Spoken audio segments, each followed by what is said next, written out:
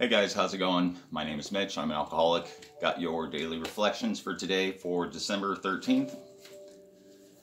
This one is titled Thinking of Others. Our very lives as ex-problem drinkers depend upon our constant thought of others and how we may help meet their needs. That comes from Alcoholics Anonymous Big Book, page 20. And it continues. Thinking of others has never come easily to me. Even when I try to work the AA program, I'm prone to thinking, how do I feel today? Am I happy, joyous, and free? The program tells me that my thoughts must reach out to those around me. Would that newcomer welcome someone to talk to? That person looks a little unhappy today. Maybe I could cheer him up. It is only when I forget my problems and I reach out to contribute something to others that I can begin to attain that serenity and God consciousness that I seek. Like this one. Again, this whole month is about, reaching out to others and helping them. So I wrote down a whole bunch. And I wrote down a bunch of notes here in my little book that I write in every day. So from the thinking of others never came to easy to me part, I put I'll admit there's some truth to that, but I would say I feel like I thought of others too much, to a default pretty much. Really caring what others thought about me. I had to fit in everywhere. I was so insecure with myself, I seeked approval everywhere I went.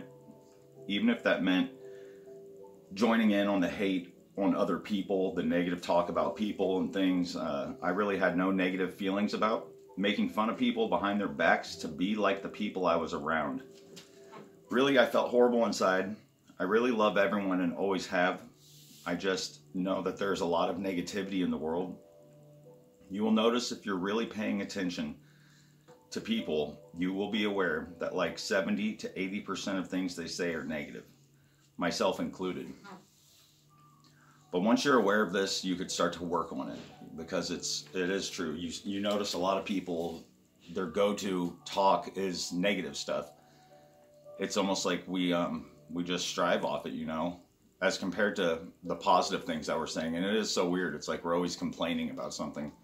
And again, myself included, because, just imagine at work, you're sitting around and everyone's complaining about work instead of the fact that we make really good money as compared to a lot of people in the world. And the fact that we even have a job and how many people are unemployed right now even. It's like really bad right now. So the fact that we're complaining at work is pretty funny to me. Because it could always be worse. And the whole talking about other people thing.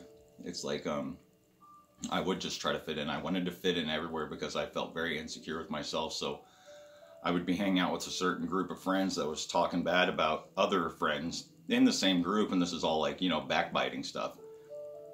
And I would go along with it and I would say things about that person to make them laugh. So I'm talking bad about a friend to another friend. We're all talking bad about each other behind their backs. And I really don't think this about any of them. I'm just saying things because I think it's funny or it's something they think is true about this person anyway. And I was kind of like that when I first moved out to California, even in 7th grade. I realized by acting up in class and making fun of people, I made friends because I was getting people to laugh. I felt accepted. When the year before that, I was in a completely different school out here in Kansas City, and I was really good with my grades and kept to myself. It was pretty rough school, but anyway, I figured out by making fun of people and being mean, I made friends.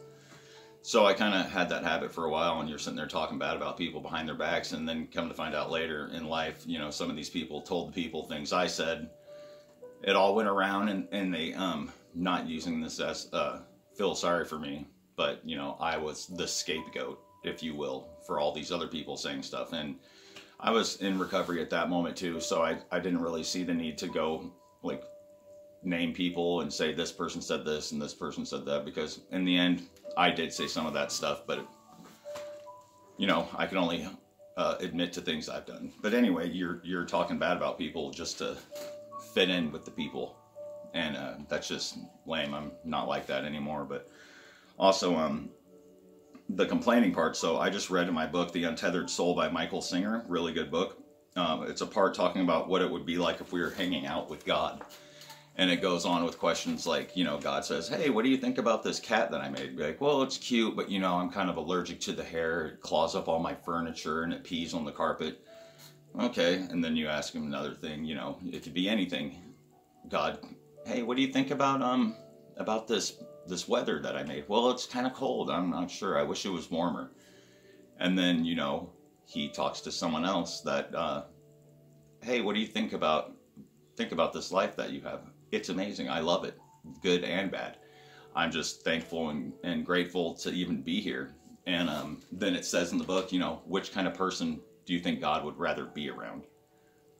And this goes for anyone, it doesn't have to be God, you know. And who wants to be around that negative stuff? But really, when you think about it with God and life in general, it's like we're complaining about things, but forgetting the fact that we're even here, alive to experience this journey anyway, on this little rock floating through infinite space. It's pretty cool.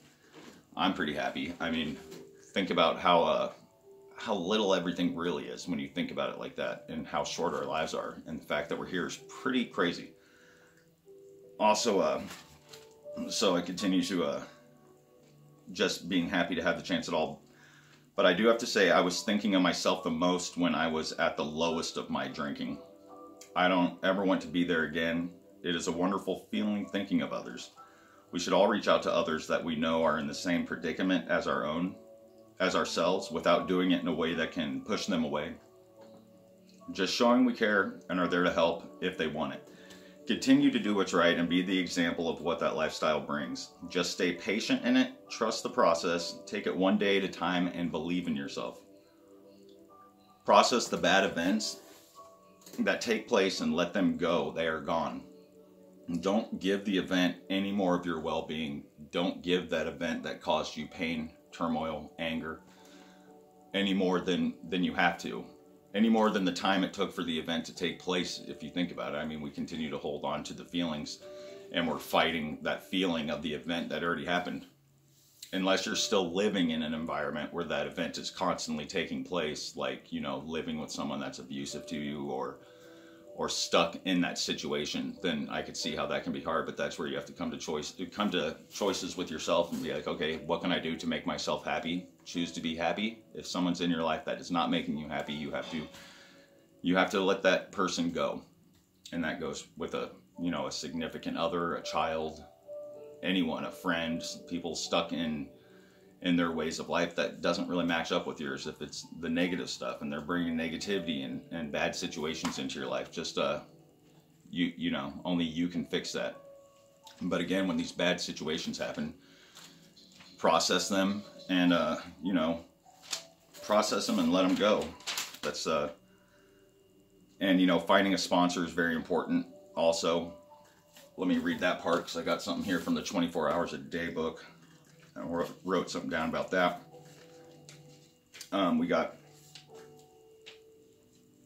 We come now to AA fellowship. It is partly group therapy. It is partly spiritual fellowship, but it is even more. It is based on a common illness, a common failure, a common problem. It goes deep down into our personal lives and our personal needs. It requires a full opening up to each other of our inmost thoughts and most secret problems. All barriers between us are swept aside. They have to be. Then we try to help each other get well. The AA fellowship is based on a sincere desire to help each other get well. The AA fellowship is based on a sincere desire to help the other person. In AA, we can be sure of sympathy, understanding, and real help. These things make the AA fellowship the best that we know. Do I fully appreciate the depth of the AA fellowship? And the meditation for the day: the higher power can guide us to the right decisions if we pray about them. We can believe that many details of our lives are planned by God and planned with a wealth of forgiving love for the mistakes we have made. We can pray today to be shown the right way. We can choose the good. And when we choose it, we can feel that the whole power of the universe is behind us. We can achieve a real harmony with God's purpose for our lives. And the prayer of the day: I pray that I may choose all right today. I pray that I may be shown the right way to live today. And what I wrote down about that 24 hours is, how we're all connected and how AA works and helps. Finding a sponsor is very important. Even if you don't want to stay in the program, give it a chance. We've all done horrible things in our addictions, and before that, we carry that around with us still. That negative energy of guilt, fear, and anger sits inside of us. And we build upon that, and we hold it in there. And that's a whole nother stuff from that book that you could learn about, the Untethered Soul. Find someone you can trust that will hold no blame because they've been there too. Might not be the same exact thing you've done, but you know, in AA, we've all done bad stuff and things that we're guilty of and ashamed of. And that's why it's important to get a sponsor and someone to talk to about that, because there's something freeing about being able to talk to someone else about that without being judged. No condemnation or any of that, you know. You could also go to a church, like they say, find a clergyman and go talk to, you know, go to confession. But I know I didn't admit to a lot of things until this last sponsor that I had, and it was amazing. You know, you clean that slate, and there's no judgment about it. But make sure you find someone you can trust, someone with a lot of sobriety, someone that you know is not going to go put your business out there. Whatever that is, you know, it's your own private stuff, and that's why we don't tell anyone, because we want to hold it in and we feel guilty about it. We're all the same. You need to talk about it, or your chances are slim of staying sober. Then be there for others. There's, again, no judgment or blame in AA, and it feels good to say that. You know, it helps, and if you're holding that stuff in, your chances are pretty high of going back out drinking, because those are most likely the reasons you started drinking anyway, to block it out and all that, you know.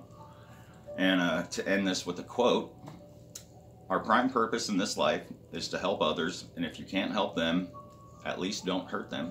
So that's from the Dalai Lama. This was a very good one today, and I hope everyone's having a wonderful Sunday. I hope you could reach out to someone that you think might need some help and just let them know. But if not, you could also just be that example. Your life could be that good example of what being sober is all about, and what it can be. You know, your testimony, you're a living example of what can be, and those promises that they talk about, and everything will come true. So you can go ahead and try to help some people, but do it in a way where you don't offend them or push them away, and let them also come to you if they need the help. But most likely we know the ones that need the help, because we could see our own kind. Anyway, that's all I got. I hope you all enjoy the rest of your day and do something nice for someone. And remember, take it one day at a time. Thank you for listening. And please share this video with anyone that you think it might help. And take care. Love you. Later.